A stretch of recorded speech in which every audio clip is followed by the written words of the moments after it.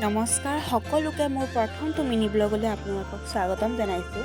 আজি আমি গৈ আছোঁ নাৰায়ণপুৰৰ শ্ৰী শ্ৰী মাধৱদেৱ কলাক্ষেত্ৰলৈ।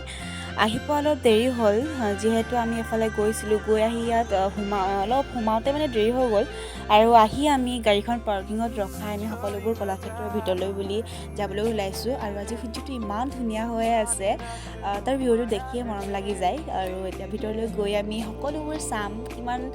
কিমান কি আছে নাজানো, যিহেতু এইবাৰ মই প্ৰথম আহিছোঁ। আহি সকলোবোৰ সোমায়ে দেখিলোঁ এটা পুখুৰীটো এটা ভিউটোৱে বহুত ধুনীয়া লাগি গৈছে, যিহেতু সূৰ্যটো ওলাই আছে।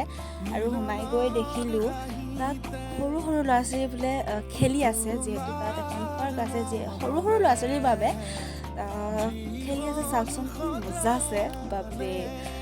আৰু আমি এতিয়া গৈ আছোঁ এটা ফটো লোকেশ্যন, যিহেতু সেই লোকেশ্যনটো বহুত ভাল লাগে ফটো মাৰিবৰ বাবে।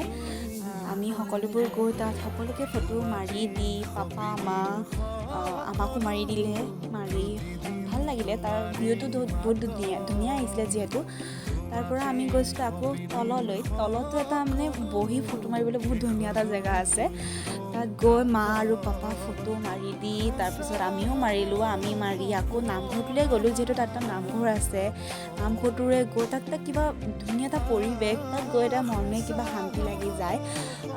গৈ চব দেখি মেলি আহি এতিয়া আমি আকৌ ঘৰলৈ বুলি ৰাওনা হৈছোঁ, যিহেতু আমি আহোঁতেই দেৰি হৈ গৈছিলে। যিহেতু আকৌ গৈ মেলি সকলোবোৰ চালোঁ। যিহেতু ইয়াত ইমান এটা বনোৱা হোৱা নাই, পাছলৈ বনোৱা হ'ব। হোৱাৰ পিছত আমি সকলোবোৰ চালোঁ, ভাল লাগিলে। আৰু এতিয়া আমি ঘৰলৈ বুলি আকৌ ৰাওনা হ'লোঁ, যিহেতু দেৰি হৈ গৈছে আমাৰ ঘৰলৈ।